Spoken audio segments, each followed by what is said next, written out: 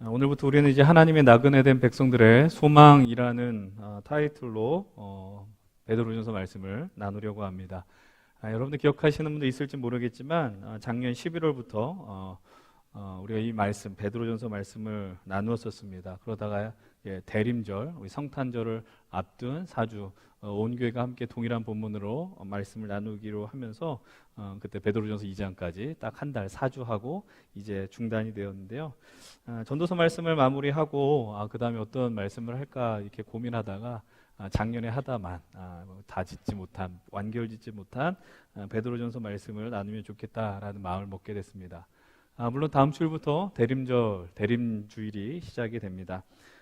그러나 어쨌든 그 본문, 주님 다시 오실 주님을 기다리는 또 우리 나누는 본문을 통해 말씀을 나누어야 하지만 또 베드로전서가 강조하는 것도 역시 동일한 이야기들이거든요. 다시 오실 예수님을 근거로 해서 오늘 우리가 살아가는 이 시대 속에 소망을 붙들고 최선을 다하며 살아가자, 이런 메시지가 있기 때문에 역시 대림절 앞두고 나누기에 또 손색이 없는 본문이라고 생각을 합니다. 작년에도 이야기했지만 왜 이 말씀 타이틀을 하나님의 나그네 된 백성들의 소망이라고 지었느냐. 사도 베드로는 1장 1절을 통해서 이렇게 이야기를 합니다. 여러 지역에 흩어진 성도들 향해서 편지를 기록했는데 편지를 받는 성도들 향해서 나그네라고 표현합니다. 나그네. 1장 17절에도 표현이 되고 또 2장 11절에도 나그네라는 단어가 등장을 하죠. 나그네의 사전적 의미는 바로 이것입니다. 자기 고장을 떠나서 다른 곳에 임시로 머무르고 있거나 여행 중에 있는 사람, 그들이 바로 나그네라는 것인데요. 여기서 중요한 표현은 무엇이냐면 바로 임시로 머무르고 있다라는 겁니다. 그러니까 자기가 평생 동안 거할 처소가 아니라 임시로 떠돈다라는 의미가 있는 거예요. 그렇습니다. 우리는 이 땅 위에서 나그네로서 살아가는 겁니다. 우리가 가야 될 곳, 거할 곳은 바로 주님의 나라, 우리의 본향이 있다라고 그러죠. 주님 오시는 그날까지 하나님께서는 우리에게 이 세상을 허락해 주셨습니다. 그런데 여기에 우리가 모든 것을 걸며 나가는 게 아니라 임시로 살아가는 나그네로서 살아가는 것이죠. 그렇기 때문에 주님 오시기 전까지 여전히 우리에게는 어려운 일들, 고난, 환난들, 힘겨운 일들이 있지만 그럼에도 주저앉을 수 없는 명확한 이유가 있습니다. 그것은 바로 우리 주님이 오늘도 우리와 함께 하신다라는 것이고 주님이 어떻게 반드시 다시 오신다라는 사실이죠. 그분이 오신다라는 건 결국 이 땅의 승리가 완성이 되었다라는 의미이기도 합니다. 하나님 나라의 완성을 의미하는 것인데, 그래서 오늘 우리는 이 현실 속에서도 버틸 수 있고 견딜 수 있고 또 이 믿음의 길을 계속 갈 수 있다라는 거예요. 그런 부분들이 오늘 베드로전서에서 우리들 좀 두드러지게 나오고요. 우리가 그 본문들을 통해서 우리가 이 땅에 나그네로 살아가지만 주님으로 인한 소망을 발견하며 살자, 이 메시지들을 이 베드로전서를 통해서 발견해 내셔야 합니다. 이제 본격적으로 오늘 말씀을 나누면 좋겠습니다. 오늘 말씀의 제목은 이렇게 정해봤습니다. 뜨겁게 살아가고 있는가라는 거예요. 여러분 스스로를 향해서 질문해 보십시오. 나는 얼마나 뜨겁게 살아가고 있느냐라는 거예요. 여러분 뜨겁게 살아간다라는 건 어떤 걸 의미합니까? 우리는 뜨겁다라는 것을 열정 이런 걸로 생각해요. 열정, 열심, 최선을 다하는 거. 어떤 목적이 발견되면은 뒤돌아보지 않고 그냥 쭉 달려가는 태도들을 우리는 쉽게 떠올릴 것입니다. 뭐 청년의 때에 누군가를 사랑하고 처음 만나서 연애를 할 때도 뜨겁게 사랑한다라는 표현을 하게 되고요. 근데 잠깐 생각을 해보면 뜨겁다라는 것을 생각을 해보면 언젠가는 그 뜨거움이 어떻게 된다라는 거예요. 식을 수 있다라는 그런 전제가 또 있기도 합니다. 우리가 처음 뭐 대학교 입학했을 때, 처음 어디 누구를 만났을 때, 또 직장에 처음 취업했을 때, 누군가를 사랑했을 때 그 처음 마음을 유지한다는 건 상당히 어려운 것 같아요. 그 뜨거움을 유지한다라는 것. 그렇기 때문에 오늘 우리가 뜨겁게 살아가느냐라는 질문 앞에서 던진 이 뜨겁다라는 건 단순히 우리 어떤 감정적인 것, 마음만을 의미하는 것은 아니라는 걸 우리는 좀 염두에 둘 필요가 있는 겁니다. 뜨겁게 살아간다는 것이 무엇이냐? 오늘 우리가 이 말씀을 하나하나씩 살펴보면서 그 의미를 발견하고 그럼 뜨겁게 살기 위해서는 어떻게 살아가야 되느냐? 이런 것들을 하나씩 발견할 수 있었으면 좋겠어요. 이제 다 거두절미하고 이제 오늘 한번 본문을 보기 원합니다. 오늘 본문 7절 함께 읽어보겠습니다. 7절 시작.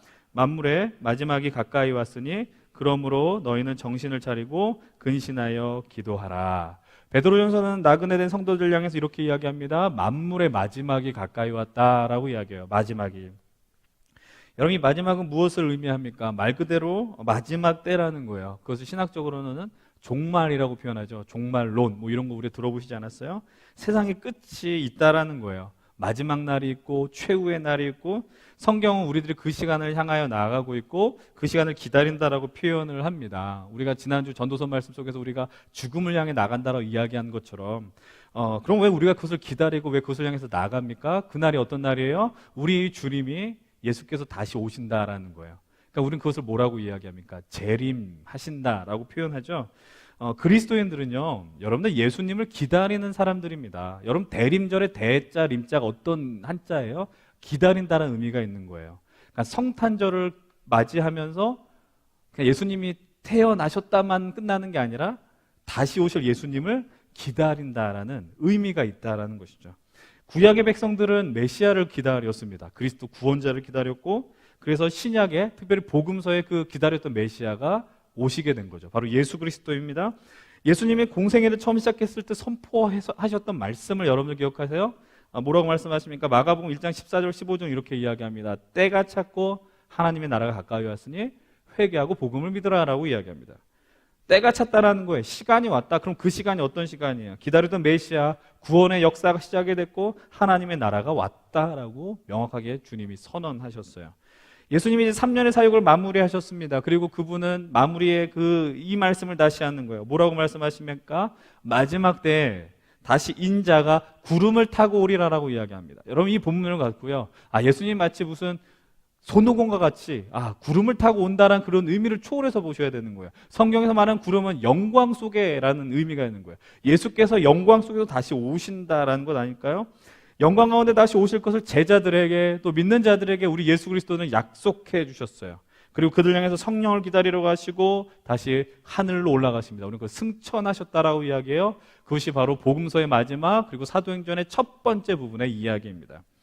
이제 이후 예수 그리스도께서 승천하신 이후의 시대를 우리는 무엇이라고 표현합니까? 그때부터 바로 마지막 때가 시작이 되었다고 이야기합니다. 예수께서 올라가시고 예수님이 다시 오시기 전까지 그 기간을 우리는 종말의 시간이라고 표현해야 됩니다.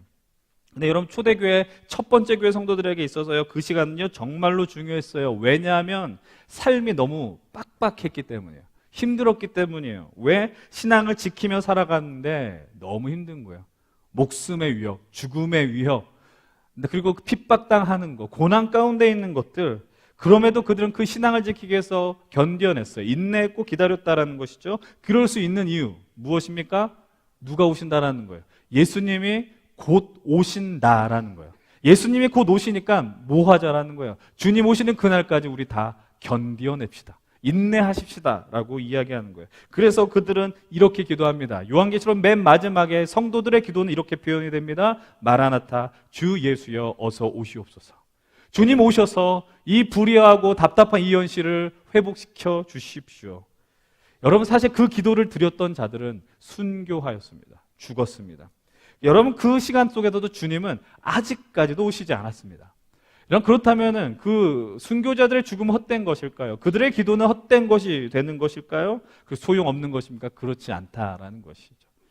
여러분들 그 마지막 때를 살아간다는 것은 무엇을 의미합니까? 마지막 때를 살아간다는 것을 인식하게 되면 우리 삶의 태도는 어떻게 달라질까요?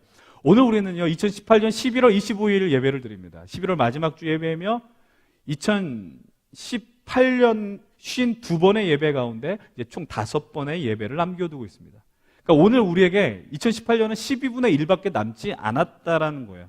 여러분 그것을 인식하며 살아가는 사람들의 삶의 태도와 그냥 될 때면 되라라는 그런 식의 태도를 갖고 사는 사람들의 모습은 동일할 수 없다라는 거죠. 여러분 사실 우리에게 있어서 세월의 흐름이 큰 의미가 없을지 모릅니다. 나이를 먹는다는 것, 그냥 시계가 바뀌고 어떤 달력이 한 장 넘어가고 그런 수준의 것이 되지 않을지 모르지만 그럼에도 불구하고 한 달을 남겨둔 시점 속에서 내가 올해 시작했을 때 먹었던 어떤 소망했던 것들, 목표로 삼았던 것들, 집중했던 것들, 내가 좀 더 힘을 내보자. 내가 올해 다 가기 전까지 어떤 일을 해보자라는 것들, 열정이 생기지 않겠습니까? 어떤 집중력들이 생겨나지 않겠습니까? 여러분 그리스도인으로서 그렇다면 오늘 우리는 어떠한 때를 살아가고 있느냐? 그 사실을 우리는 늘 기억해야 된다는 거예요. 오늘 우리는 마지막 때를 살아가고 있다는 거예요. 주님이 언제 오실지 아버지 외에는 그때와 시기는 알지 못한다라고 주님은 여러 차례 말씀하셨습니다. 그러나 그럼에도 불구하고 변치 않는 약속은 있습니다. 바로 그것은 우리 예수께서 다시 오신다라는 거죠. 바로 주님이 다시 오실 때 주님이 오셔서 이 세상을 반드시 심판하십니다. 어떻게 심판하십니까? 믿는 자들과 믿지 않는 자들의 심판의 양상 전혀 달라지는 거예요. 모두 다 부활한다고 성경은 이야기합니다. 믿는 자들은 생명의 부활로, 그리고 믿지 않는 자들은 심판의 부활로 일어선다라고 이야기하죠. 우리가 여기서 이런 말씀을 대할 때 우리가 지옥 가면 안 되니 예수님 믿어야 되는구나로 받아들이시면 안 돼요.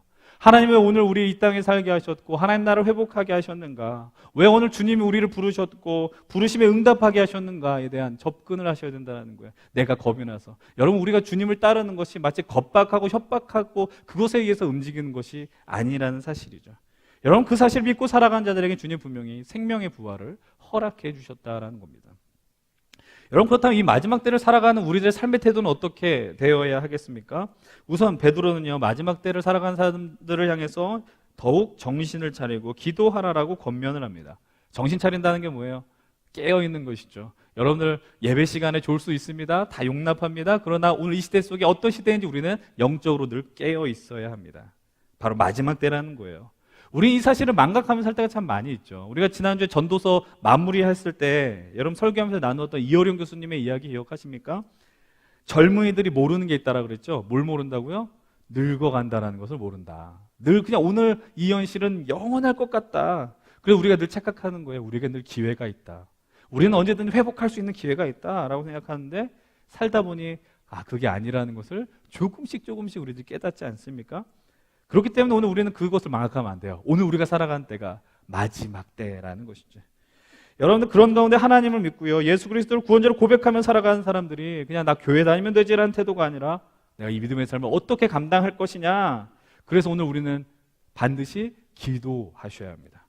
오늘 우리 인생 속에 우리의 믿음을 흔드는 상황들이 얼마나 많이 있습니까? 여러분들 한 주간 살면서 여러분들의 믿음을 흔드는 일들은 너무나도 많이 늘렸고 그것은 너무나도 아무렇지 않게 우리의 눈에 띄게 되더라라는 거예요. 우리의 현실이 무언가 풀리지 않을 때에, 어떤 고난과 어려움이 있을 때에 여러분들 왜 그것을 주셨느냐 그런 질문 속에서 때는 우리의 믿음이 흔들리는 것을 경험합니다.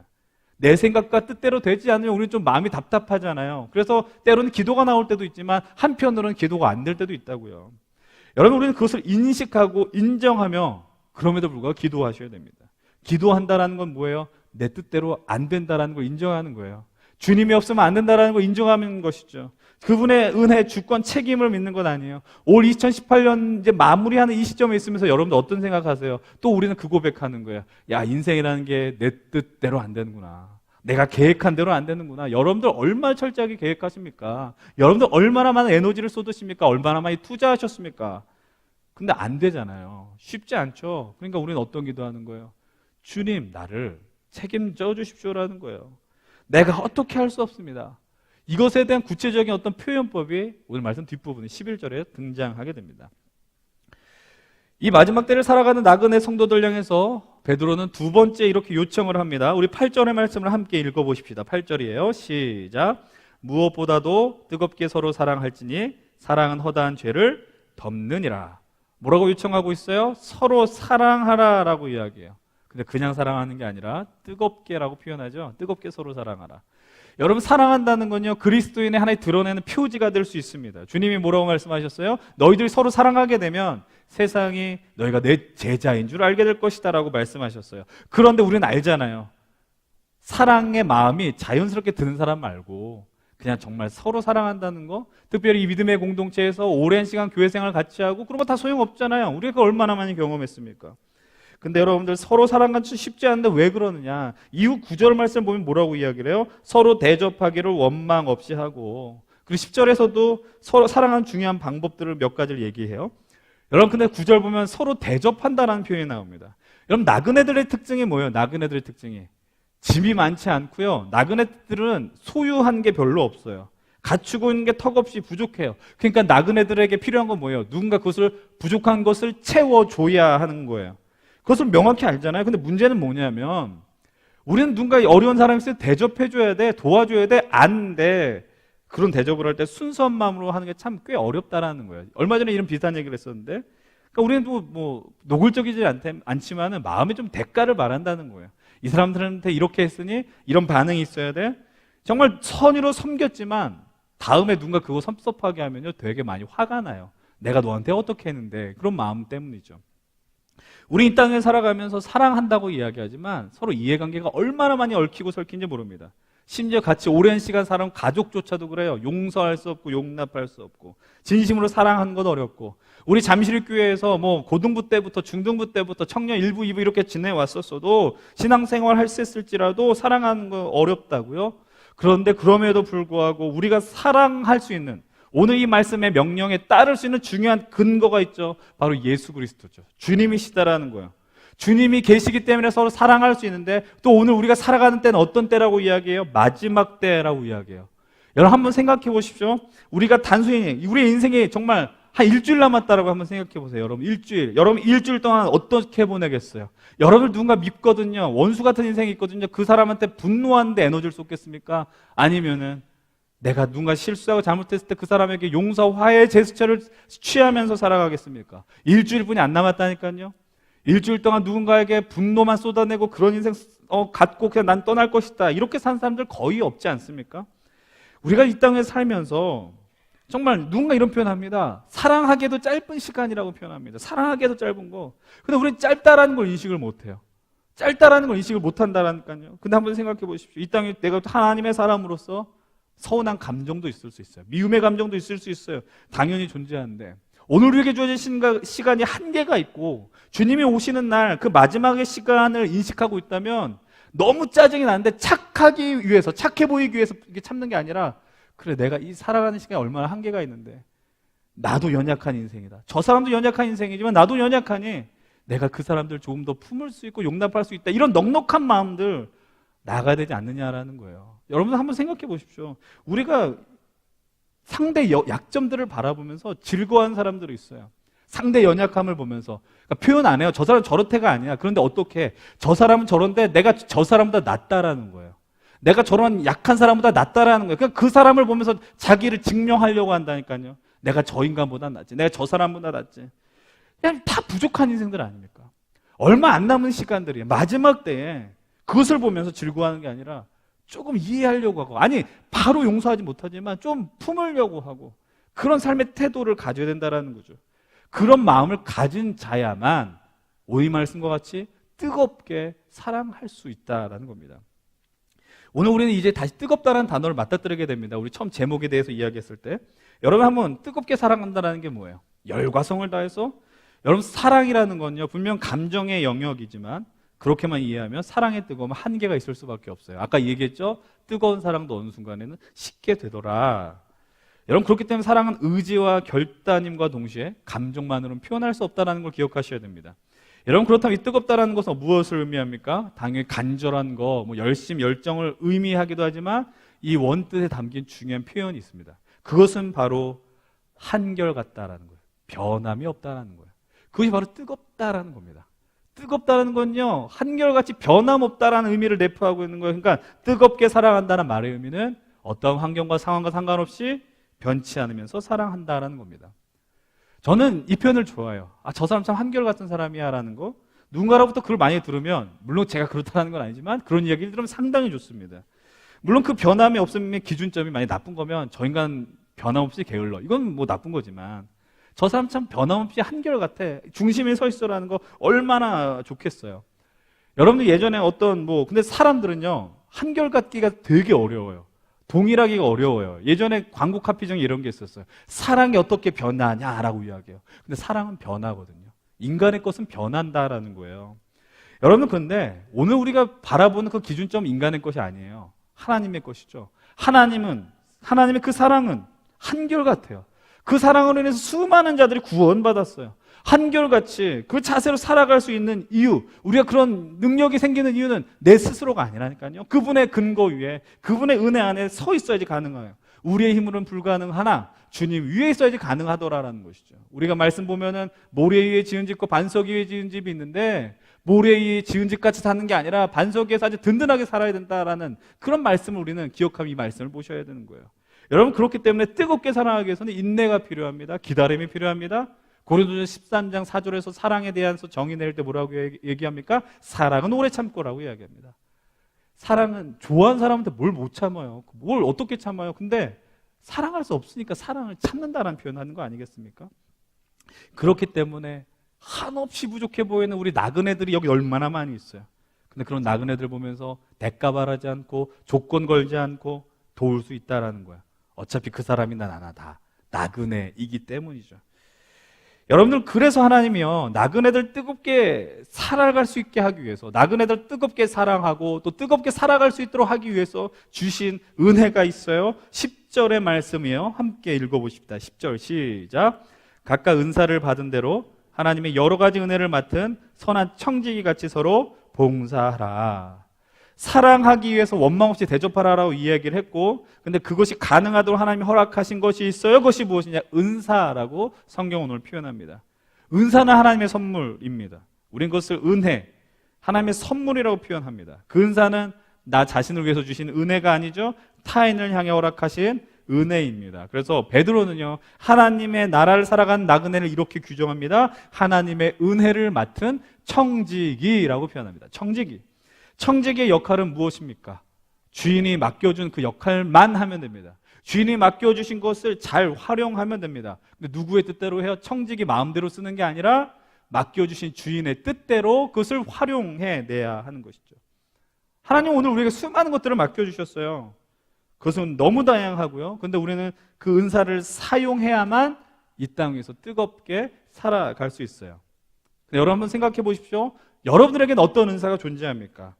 근데 문제는 뭐냐면 우리는 은사가 있다라는 거는 희미하게 아는데 그 은사가 뭔지 몰라서 상당히 답답해요. 하나님 내게 주신 은사가 뭐냐라는 거예요. 여러분, 그리고 그 은사는 정말 개인적인 부분들이니까 다 동의를 할 수 없어요. 그런데 오늘 말씀을 보면 그래도 대부분 가질 수 있는 하나의 은사, 그런 표현들이 나오게 됩니다. 오늘 본문 11절은 이렇게 이야기를 합니다. 함께 11절 읽어보십시오. 시작. 만일 누가 말하려면 하나님의 말씀을 하는 것 같이 하고 누가 봉사하려면 하나님이 공급하신 힘으로 하는 것 같이 하라. 이는 범사의 예수 그리스도로 말미암아 하나님이 영광을 받으시게 하려 함이니 그에게 영광과 권능이 세세에 무궁하도록 있느니라. 아멘. 사실 이 첫 번째 나오는 이 말씀은요, 어떤 섬김의 역할을 하는 공동체 내에서 하는 사역자들을 향한 말씀이기도 합니다. 말한다라는 것은 저와 같은 설교자가 말하는 것을 의미해요. 목자들이나 교학교 교사들과 같이 그런 이들을 지칭하는 것이기도 하고, 또한 뒤에 나오는 봉사 역시도요, 우리 믿음의 공동체 안에서 섬김의 역할, 우리 이 공동체로 우리 예배로 국한해서 보자면 우리 기도원 찬양대, 라인 찬양팀, 미디어 예배 사역팀 등 각자 역할을 갖고 섬기는 이들을 지칭할 수도 있습니다. 그러나 이 말씀은 그런 이들을 향해서만 제안하는 것이 아니라 이곳에 함께 예배하는 우리 모두에게 한번 적용할 수 있어야 되는데, 한번 여러분들 각자 자신에게 적용하셔야 된다는 거예요. 여러분, 우리가 말을 한다는 게 뭐겠어요? 우리가 어떤 말을 하는 거겠어요? 하나님의 사람으로서 살아가는 삶의 태도예요. 말한다는 거는. 말을 어떤 말을 하느냐, 어떠한 태도로 말을 하느냐. 우리는 살면서 결국 우리의 모습을 통해서 원하든 원치 않든 하나님의 영광, 하나님의 모습을 드러낼 수밖에 없어요. 그러니까 이거는 전도하십시오라는 표현이 아니라 우리가 하나님 나라를 살아가는 백성이기 때문에 우리의 인생을 통해서 하나님 나라는 어떤 것이야라고 반드시 드러나게 되어 있어요. 그렇다면 여러분들, 우리의 입술에는 어떤 말들이 담겨야 될까요? 여러분들이 어떤 이야기를 해야 될까요? 다시 한번 얘기하지만 옆 사람 앉혀놓고 예수 믿으세요라는 얘기를 하라는 얘기가 아닙니다. 여러분, 제가 여러분들에게 자주 했던 이야기도 하고 또 우리 리더십들에게도 많이 했었던 이야기입니다. 어떤 말을 하라? 사람 살리는 말 하라니까요. 생명을 살리는 말을 하라고요. 우리의 삶 속에서 절망적인 상황이 있고 어려움이 있으면 되게 불평불만이 많이 생기게 됩니다. 제가 요즘 좀 약간 그런 순간이 몇 군데 있어가지고 약간 이제 좀 부정적으로 된 표현들을 몇 번 한 적이 있는데, 이게 좀 오늘 예배 이후에 회개를 해야 되겠어요. 어쨌든 간에 여러분, 우리는 스스로 깎아내리는 언어들을 얼마나 많이 해요. 스스로도 깎아내리고 타인도 깎아내려요. 여러분들, 우리가 영적으로 힘겨워지고 병들어진다는 거 진단할 수 있는 거는 분명한 거 몇 가지 있지만 한 가지, 말이에요. 말이 거칠어지고 말이 부정적이면 영적으로 병들어간다는 증거입니다. 여러분들, 말을 할 때 하나님의 말씀을 같이 하는 것처럼 하래요. 여러분, 이걸 어떤 의미예요? 이게 메시지는 이렇게 번역했어요. 우리가 말하는 것이 하나님의 말씀이 되게 하라고 이야기해요. 그럼 이 말이 이런 거예요? 우리가 말하는 게 하나님의 말씀이니까 말하는 족족 암송구절 외워라는 표현입니까? 그게 아니라는 거죠. 우리의 말을 통해서, 우리의 언어를 통해서 하나님의 영광과 역사가 드러나게 하라라는 요청 아니겠습니까? 여러분, 오늘 우리는 우리 공동체에서 어떤 말들을 하며 살아가세요? 여러분들 가정 속에서, 직장에서, 친구의 관계 속에서 어떤 말을 사용하고 계세요? 말은 우리의 생각과 연결되고 정말 이 마지막 때에 뜨겁게 사랑하며 살아가기 위해서는요, 우리의 말들이요 반드시 회복되어야 합니다. 그것이 가능하기 위해서 제가 여러분들 부탁드리는 건요, 너무 타인의 이야기를 많이 하지 마십시오. 다른 사람들의 이야기 너무 많이 하지 마세요. 더 중요한 것이 뭔지 아세요? 나의 이야기를 하는 거예요. 나의 이야기. 나의 진심 어린 이야기를 하셔야 돼요. 우리는 근데 자꾸 타인의 이야기를 하면서 내 인생을, 정력을 낭비한다는 거예요. 내 인생을 갉아먹는다는 거예요. 우리는 이런 생각을 많이 합니다. 내 진심을 털어놓으면 상처받을 거야. 그러니까 나 그 얘기 못해라고 생각한다고요. 상처 안 입고 어떻게 살아요? 상처 입을 수 있어요. 그렇지만 그렇게 털어놔야지. 서로 열리고 그 상처가 치유받는 것 아니겠습니까? 누군가 마음을 열어야지. 누군가 그것을 고백해야지. 서로를 귀를 열고 마음을 열고 서로 마음을 보듬을 수 있는 거예요. 그것이 하나님의 역사가 이루어지는 귀한 통로가 된다는 사실입니다. 여러분, 우리의 말이 바뀌어야 됩니다. 여러분, 기억하십시오. 오늘 내가 어떤 말들을 하고 있는지 뜨겁게 살아가기 위해서는 그 말들이 회복되어야 됩니다. 두 번째로 베드로는요, 봉사에 대한 이야기를 합니다. 사실 여러분, 봉사는요 각자 갖고 있는 은사에 기반해서 하게 되어 있습니다. 교사를 하는 것은 가르침의 은사가 있기 때문이기도 하고, 또 특별히 찬양대나 찬양팀은 찬양의 은사가 있기 때문에 하기도 합니다. 그러나 반대의 경우도 있습니다. 은사가 없는 것 같은데 그 섬김과 봉사의 자리를 통해서 그 은사가 개발되어지고 발견되는 경우들도 있습니다. 여러분들, 섬김이 가능할 수 있는 이유는 아주 명백합니다. 오늘 말씀 속에서 뭐라고 이야기해요? 봉사하려면 하나님이 공급하시는 힘으로 라고 이야기합니다. 여러분, 연말이 되면 제가 이걸 특정한 누구 어떤 대상을 향해서 말한다라고 오해하지 않았으면 좋겠어요. 절대로 그렇게 설교 준비하지 않았어요. 사실 연말이 되면 어떤 교회나 어떤 공동체나 사람을 세우는 일로 상당히 많이 분주합니다. 그리고 그 일은 결코 쉽지 않습니다. 근데 그와 더불어 섬김의 자리에 있는 사람들도 힘듭니다. 왜냐하면 그 자리가 부담이 되고 아픔이 될 수 있기 때문이에요. 내가 여기 더 있으면 상처 더 받을 것 같고, 내가 더 여기 있으면 더 힘들 것 같으니까 그 자리에 못 머무르겠다라는 거예요. 제가 목회자로 있으면서 공동체에서 귀한 역할을 감당한 동역자들이 있다는 건 제 인생의 가장 큰 복이라고 생각을 합니다. 그래서 늘 그들을 향해서 이야기하는 거, 고맙고 사랑한다라고 이야기합니다. 진심이 아닌 것처럼 느끼는 애들이 있지만 그래도 저는 진심으로 얘기를 하거든요. 고맙고 사랑하는 얼마나 아름다운 일이겠습니까? 근데 그럼에도 불구하고 그 자리가 힘들고 어렵게 되는 이유가 있어요. 그 사람들의 믿음이 부족하다는 걸 얘기하는 게 아니에요.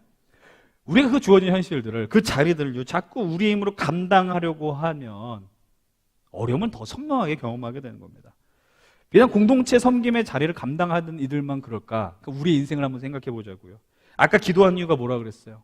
내 힘으로 할 수 없으니 주님 나를 인도해 주시고 책임져 달라라고 구하는 거예요. 내 힘으로 되지 않으니까 맡기는 거예요. 은혜를 구하는 거예요. 오늘 우리가 속해 있는 가정과 가족과의 관계, 직장에서 상황, 일하는 거, 공부하는 거, 어떤 좋은 결과 방향을 초월해가지고 그 자리를 뜨겁게 감당하기 위해서 반드시 필요한 것이 무엇입니까? 여기 비밀이 담겨 있어요. 아까 말씀드렸죠? 하나님이 공급하시는 힘. 내 힘으로 하면 지쳐버려요. 내 힘으로 하면 결과, 목적, 지향적으로만 될 수밖에 없다고요. 여러분, 우리가 얼마나 많이 봉사했고 교회를 얼마나 다녔고 이건 중요한 일이 절대로 될 수 없어요. 경험은 중요해요. 그러나 그 경험이 때로는 우리의 뜨거움을 방해하는 요인이 될 수 있습니다. 오늘 여러분 어떤 힘으로 사역하고 계십니까? 아니, 오늘 여러분 어떤 힘으로 살아가고 있습니까? 그 힘의 근원을 날마다 점검하십시오. 여러분 삶의 자리 속에서 어떠한 것에 집중하며 살아가고 있는가, 그것을 잘 살펴보십시오. 여러분들 말씀드리고 싶은 건 이겁니다. 여러분들이 청년들이기 때문에 뜨겁게 살아가는 게 아니에요. 청년이면 뜨거워, 이거 아니라고요.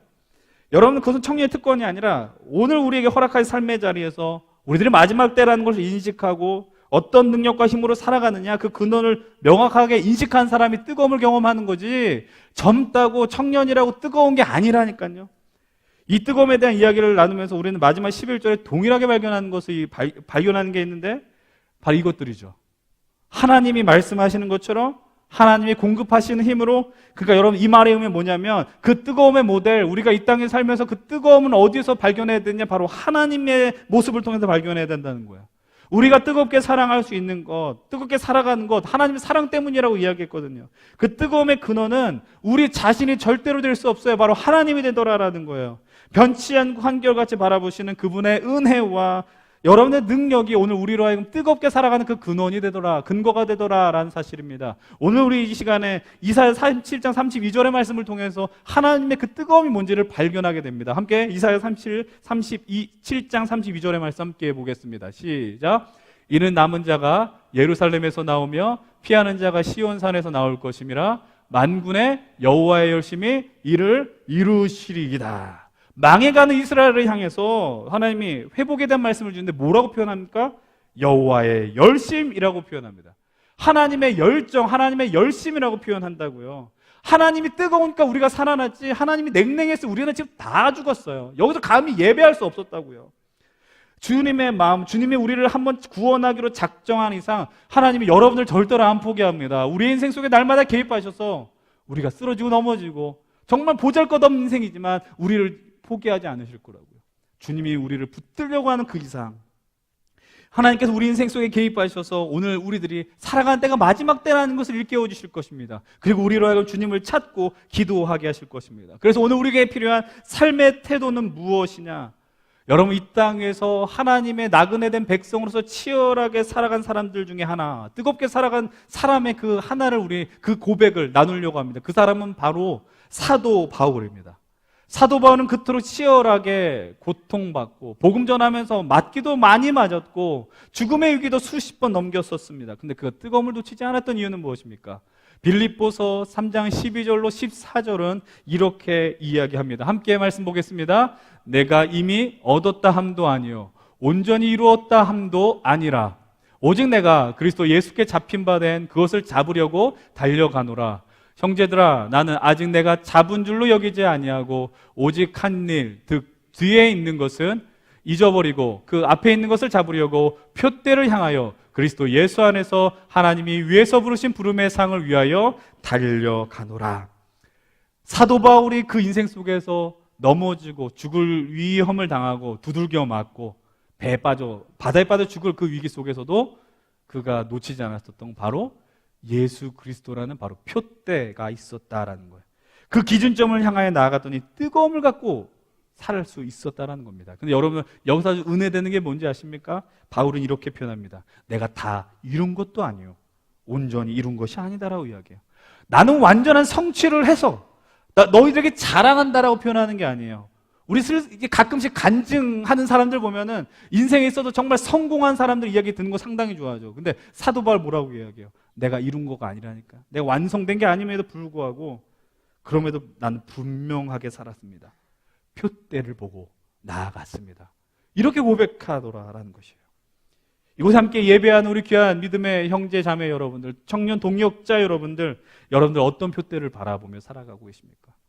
여러분, 표대를 바라봐야지. 아니, 온전한 표대를 발견하고 나가야지. 그 뜨겁게 살아간다는 것을 우리는 경험하게 됩니다. 이 마지막 때에 여전히 우리의 인생은 어려울 것입니다.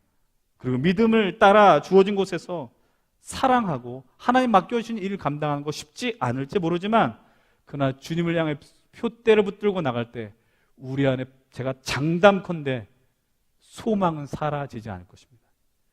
여러분들 결과 때문에 소망이 있는 게 아니잖아요. 소망이라는 단어의 의미 뭐예요? 아직 없지만 바라는 거래요. 바라는 거.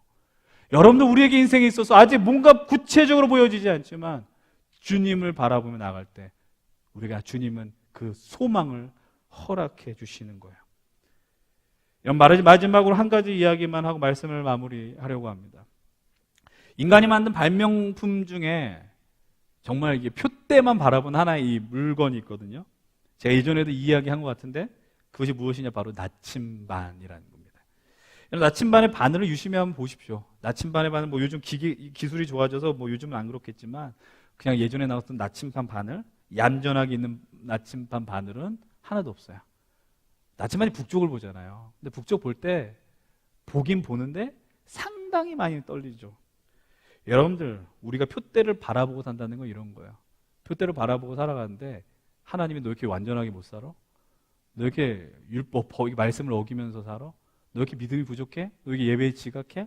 너 왜 기도가 적어? 라고 이야기하지 않는다고요.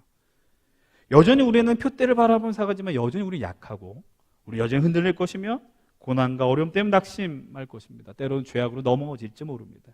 그렇지만 하나님을 향한 시선과 표대를 놓치지 마십시오.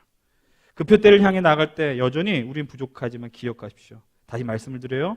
오늘도 주님은 우리를 향한 뜨거움과 열정을 내려놓지 않으셨습니다. 그 뜨거움이 오늘 우리를 살게 했다는 걸 여러분들 기억해내십시오. 그리고 그 힘으로 오늘 허락하신 삶 속에서 승리하며 나가십시다. 이 땅 우리가 나그네로 살아가서 난 별것 없다라고 혹시 생각하십니까? 아닙니다. 나그네나 우리는 모든 것을 다 누린 인생들입니다. 주님 말씀하시는 것처럼 주님이 주신 힘으로 사역하시고 주님과 같이 주님이 말씀하신 것처럼 말씀하시고 그리고 늘 기도하시며 그리고 뜨겁게 사랑하는 귀한 믿음의 형제 자매들 되기로 하네요. 여러분 한 주 동안 변함없이 주님 앞에서 뜨겁게 살아가시는 아름다운 존귀한 그런 인생들이 되게 주의 이름 간절히 축원드립니다.